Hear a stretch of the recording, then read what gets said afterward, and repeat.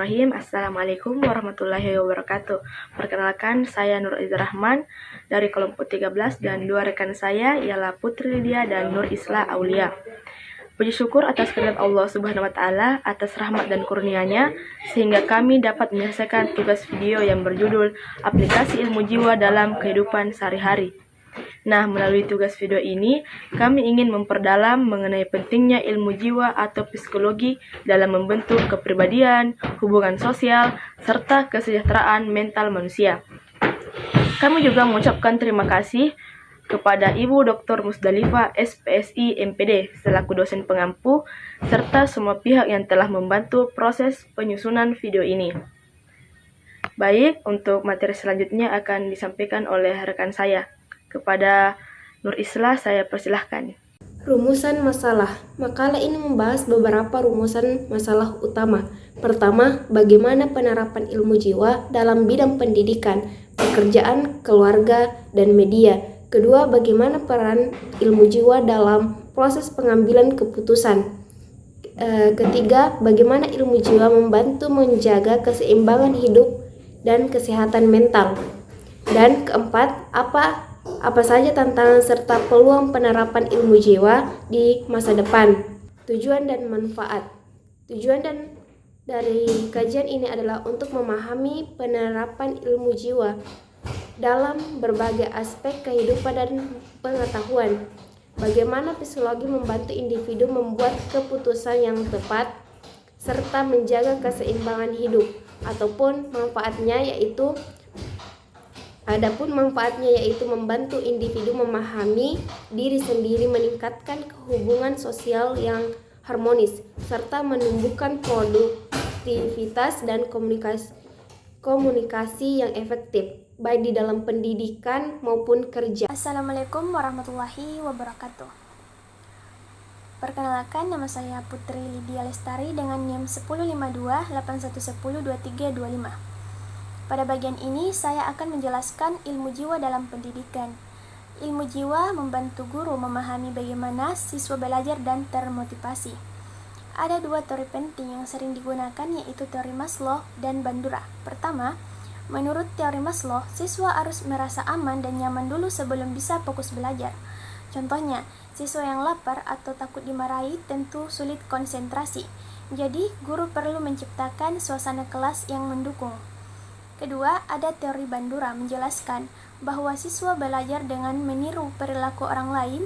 Contohnya, ketika guru menunjukkan sikap disiplin dan memberi contoh baik, siswa akan menirunya. Selain itu, psikologi juga membantu mengatasi stres akademik dan rasa minder dengan memberi bimbingan serta motivasi agar siswa tetap semangat belajar. Selanjutnya, dalam dunia kerja, ilmu jiwa disebut psikologi industri dan organisasi. Bidang ini membahas motivasi, kepemimpinan, dan kesejahteraan karyawan. Contohnya, pemimpin yang memahami psikologi tahu cara memotivasi timnya, misalnya memberi pujian saat karyawan lelah atau stres. Perusahaan juga bisa menempatkan karyawan sesuai minat dan kemampuan agar hasil kerjanya lebih baik. Dengan penerapan psikologi, produktivitas meningkat, hubungan kerja lebih harmonis, dan karyawan merasa bahagia. Nah, ilmu jiwa dalam keluarga itu juga berperan penting untuk membentuk hubungan yang harmonis antar anggota keluarga. Dengan memahami kepribadian dan pola komunikasi yang efektif, konflik dalam keluarga dapat diminimalkan. Teori Brown-Van-Benner menjelaskan bahwa keluarga adalah sistem pertama yang memengaruhi perkembangan psikologis anak. Karena itu, komunikasi yang hangat dan penuh empati sangat dibutuhkan untuk mendukung kesejahteraan emosional seluruh anggota keluarga. Adapun contohnya ialah dalam keluarga, orang tua memahami perubahan emosi anak yang sedang memasuki masa remaja.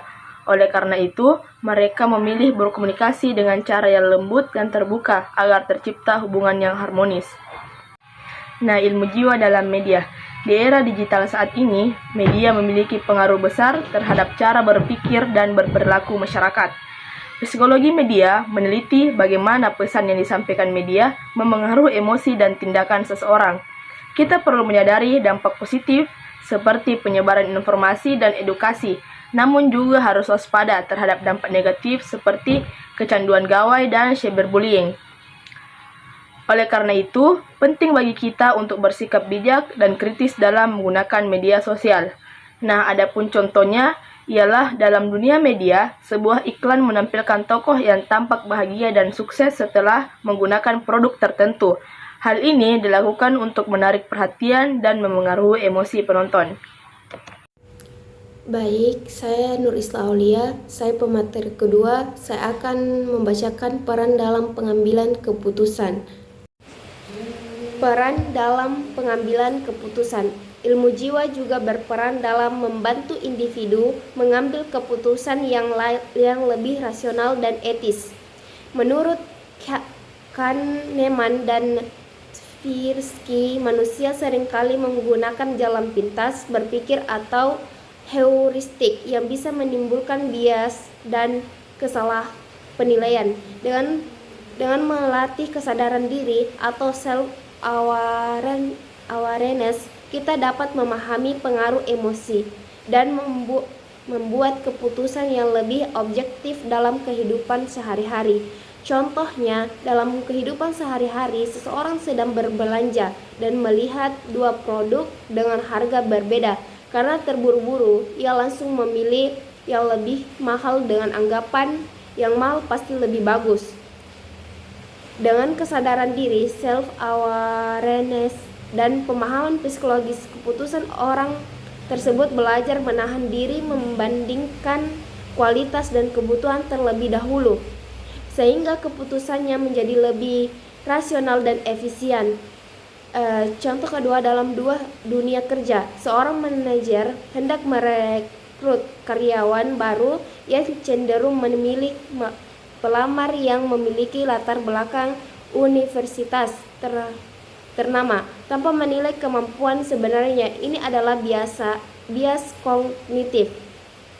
Dengan menerapkan prinsip ilmu jiwa, manajer dapat menyadari adanya bias tersebut dan mulai menggunakan tes kompetensi objektif agar keputusan rekrutmen lebih adil dan akurat. Contoh ketiga, dalam kehidupan sosial, seseorang diminta memutuskan apakah akan membantu temannya sedang bermasalah keuangan. Ia merasa bimbang antara empati dan logika keuangan pribadinya.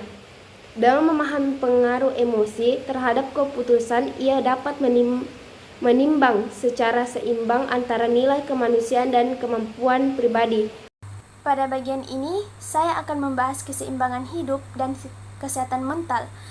Kesehatan mental berarti mampu menghadapi tekanan hidup dan tetap berpikir positif. Psikologi positif mengajarkan pentingnya rasa syukur, optimisme, dan kebahagiaan.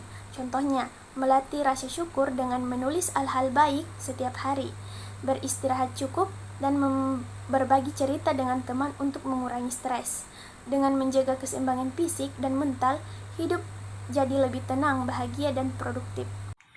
Adapun tantangan dan peluang masa depan ialah di masa depan, ilmu jiwa menghadapi tantangan besar seperti meningkatnya gangguan mental dan dampak negatif dari penggunaan teknologi digital. Namun di sisi lain, perkembangan teknologi juga membuka peluang baru melalui terapi daring, aplikasi kesehatan mental, dan penggunaan kecerdasan buatan dalam media psikologi. Dengan integrasi antar teknologi dan nilai kemanusiaan, ilmu jiwa akan terus berperan penting dalam meningkatkan kualitas hidup manusia. Nah, sampailah kita di kesimpulan presentasi kami pada kali ini ialah secara keseluruhan, ilmu jiwa memiliki peran besar dalam membantu manusia memahami diri, beradaptasi, dan hidup secara seimbang.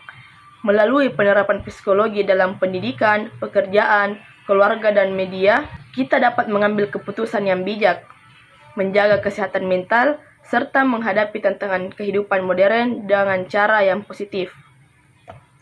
Nah, itulah tadi presentasi kami dari kelompok 13. Kurang dan lebihnya mohon dimaafkan. Assalamualaikum warahmatullahi wabarakatuh.